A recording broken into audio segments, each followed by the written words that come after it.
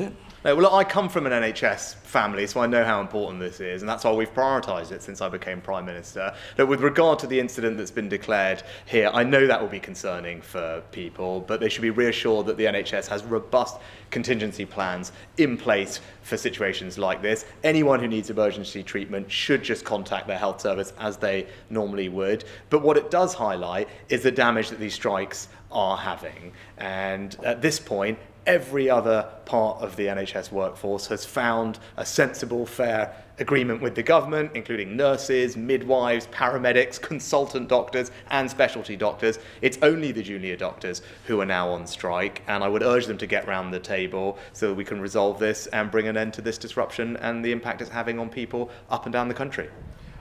On the strike, you'll be aware that the BMA has written to NHS bosses accusing them of derogation requests, asking doctors to cross the picket line and go back to work. What's your reaction to that accusation? The NHS is responsible for patient care, and it's right that they do absolutely everything they can to ensure patient care. These strikes are disrupting people's lives. They are causing an enormous amount of concern to people. It's absolutely right that NHS leaders, completely independent of government, are making clinical decisions on the ground and requesting that extra support where they feel that they need it. Of course, they have my backing in doing that, and they have my backing more generally. Since I became Prime Minister, we've put record funding into the NHS. We have more doctors and nurses than we've ever had before. We're investing in over 200 new community diagnostic centres, including one right here in Mansfield, and elective surgical hubs, which are already treating record numbers of people, and we're making good decisions for the long term. The first ever long-term workforce plan in the NHS is history. So we train more doctors and nurses for the future, and historic new laws that we'll bring in to tackle smoking to ensure that a generation can grow up smoke-free, which will help the NHS. One hospital admission every minute into the NHS is due to smoking, and we have a chance to do something about that for the long term. So we're making those good long-term decisions too, as well as providing the resources that we're putting in today.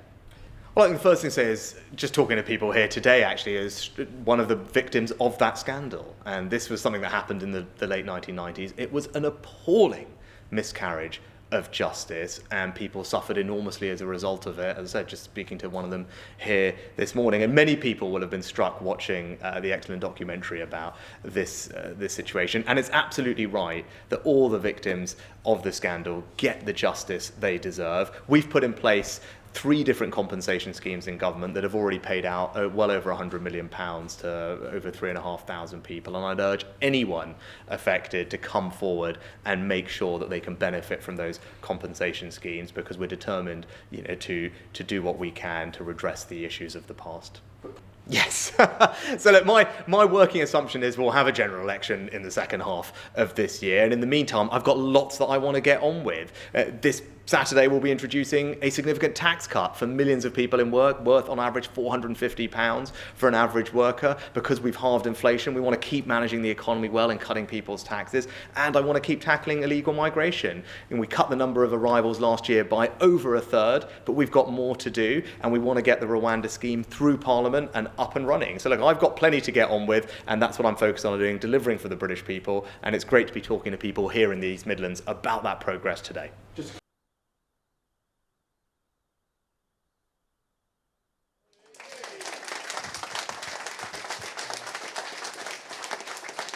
This morning to show him this amazing building.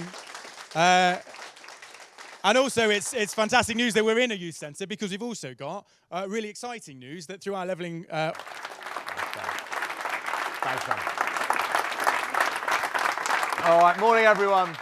Safe community for people to grow up in, which is why there are now 1,500 more police officers on the streets right here in the East Midlands. So look, that's the choice.